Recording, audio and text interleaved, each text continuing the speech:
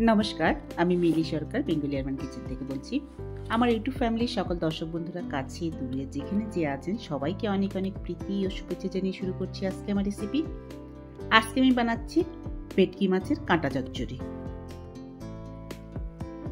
ভেটকি মাছের এই কাঁটা চচ্চড়ি বাঙালিদের কিন্তু ভীষণ পছন্দের একটা ডিশ, যেটা অনুষ্ঠান বাড়িতে তৈরি হয়ে থাকে, এমনিও তো কখনো কখনো আমরা ঘরে তৈরি করে থাকি।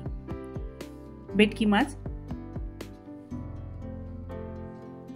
ফ্রাই বা অন্য কিছু প্রিপারেশনের জন্য মাছ কেটে নেওয়া হয়, তারপরে যে কাঁটাগুলো থাকে, মাথা থাকে, সেটা দিয়ে এই প্রিপারেশনটা তৈরি করা হয়।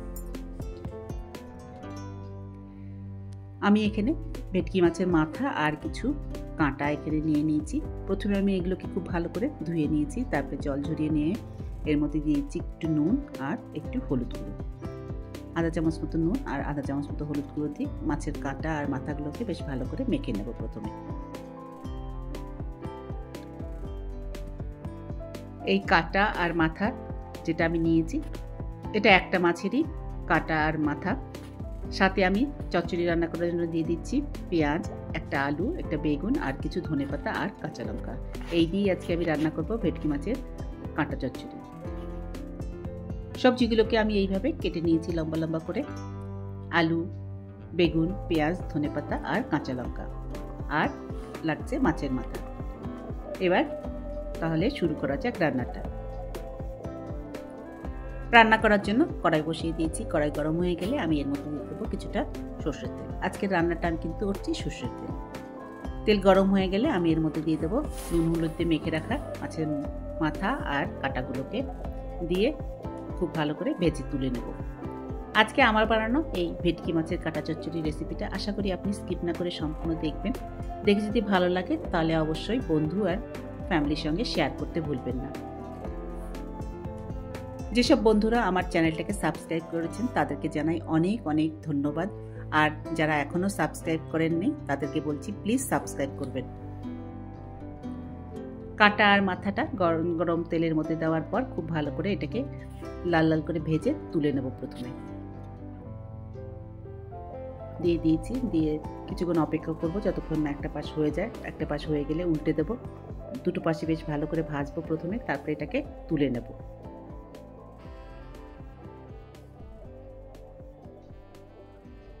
দেখুন উল্টে দিচ্ছি।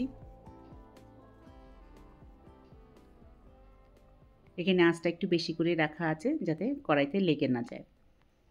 দুটো পাশ বেশ ভালো করে ভাজা হয়ে গেছে। এবার আমি আস্তে আস্তে এগুলোকে তুলে নেব। তুলে নেবার পর কড়াইতে কিছুটা তেল থেকে যাবে, এই তেলের মধ্যেই আমি রান্না করব, কিন্তু আর একটু তেল দিয়ে নেব। টুকরোগুলো সব তুলে নিচ্ছি।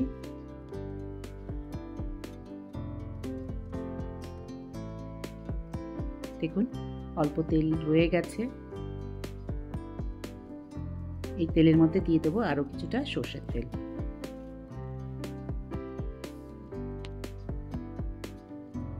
দিয়ে দিলাম আরো কিছুটা সর্ষের তেল।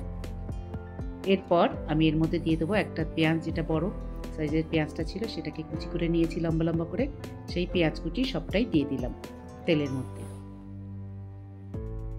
আঁচটা এবার কিন্তু মিডিয়াম করে রেখেছি। সবটা পেঁয়াজ কুচি দিয়ে দেওয়ার পর এবার একটু নেড়ে দেব। পেঁয়াজটা একটু ভাজা ভাজা মতো হয়ে গেলে এবার আমি এর মধ্যে দিয়ে দেবো আধা চামচ মতো রাঁধুনি।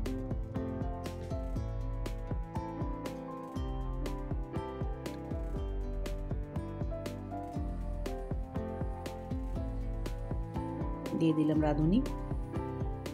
রাঁধুনি দেওয়ার পর আবার একটু নেড়ে দেব।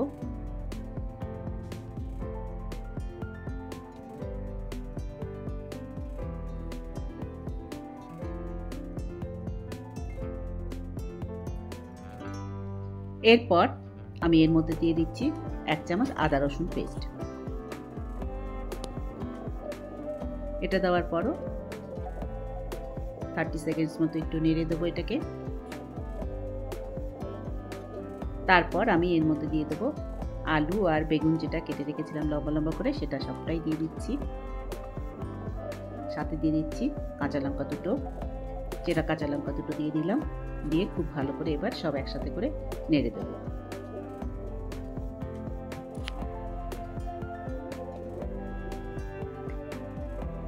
এরপর দিয়ে দিচ্ছি নুন, স্বাদ অনুসারে নুন দেবেন আপনি। এখানে আমি 1 চামচ নুন দিয়েছি, আর সাথে দিয়ে দেবো আধা চামচ হলুদ গুঁড়ো। দিয়ে খুব ভালো করে একসাথে করে সব মিশিয়ে নেব।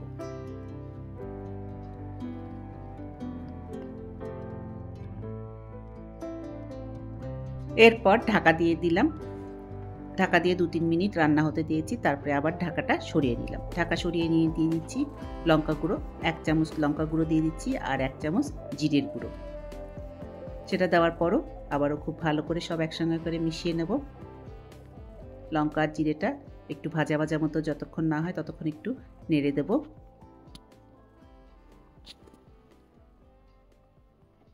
1 থেকে 2 মিনিট একটু ভাজা ভাজা মতো করে নেব।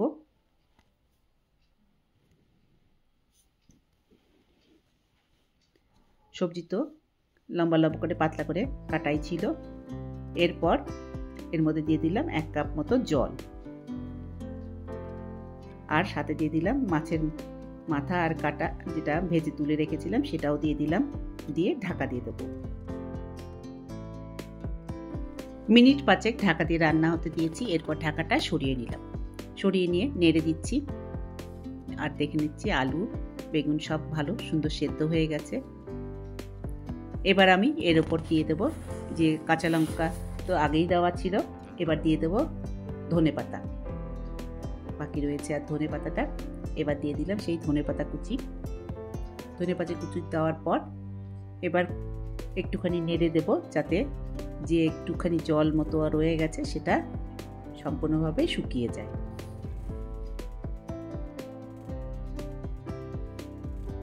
এটা 1-2 মিনিট একটুখানি এইভাবে রান্না হতে দেব,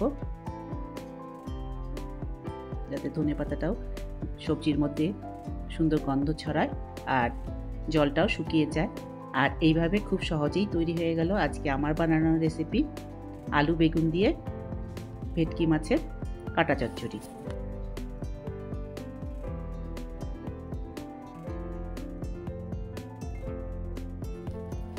এই রকম কাটা চচ্চড়ি আপনারা যে কোনো দিন ঘরে কিন্তু তৈরি করতে পারেন, আর এটা গরম ভাতের সঙ্গে সার্ভ করবেন। এটা খেতে দুর্দান্ত লাগে গরম ভাতে।